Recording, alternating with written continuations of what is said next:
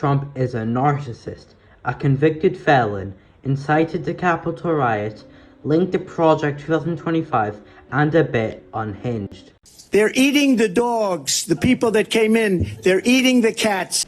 I have concepts of a plan. So why do people still vote for Donald Trump?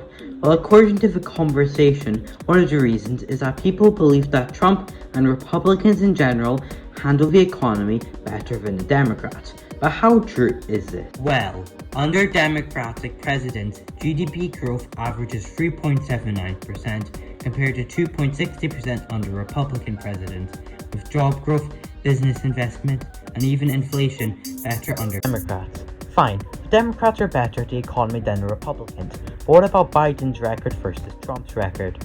Harris will most likely build on Bidenomics, while the Republicans' main argument would be inflation, arguing the price of goods has gone too high. But the problem with that logic is the president can't directly control inflation.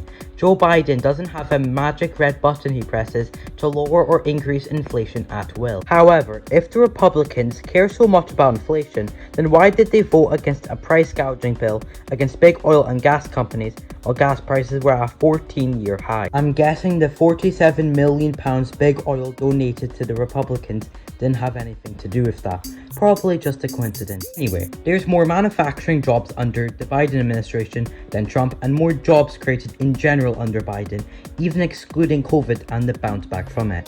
The upcoming election, Trump has pledged to have a 10% tariff on all goods outside of the US and a 60% tariff on goods from China. The result would be catastrophic. According to the Peterson Institute of International Economics, tariffs would cause a whopping $500 billion in price increases, mostly felt by lower income earners, and caused GDP to shrink by 1.8% if you include Trump's previous tariffs. Overall, a terrible policy that Trump is running with.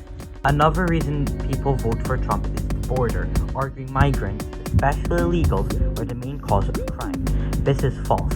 According to the National Institute of Justice, in Texas, undocumented migrants are almost 2 times less likely to commit violent and drug crime and 4 times less likely to commit property crime because of deporting every single illegal. The way Trump wants, which would include camps for migrants, loss of flights, and rounding up to 10 million people, would cost slightly under $1 trillion, according to a study by the Immigration Council.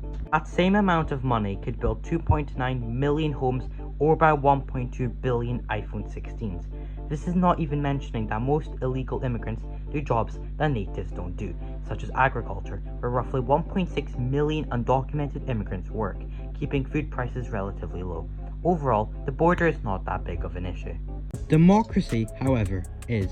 Trump incited an insurrection on January 6th in a desperate attempt to stay in power and deny the election results, claiming they were fraudulent without evidence, with over 77% of Trump supporters believing there was widespread voter fraud in the 2020 election.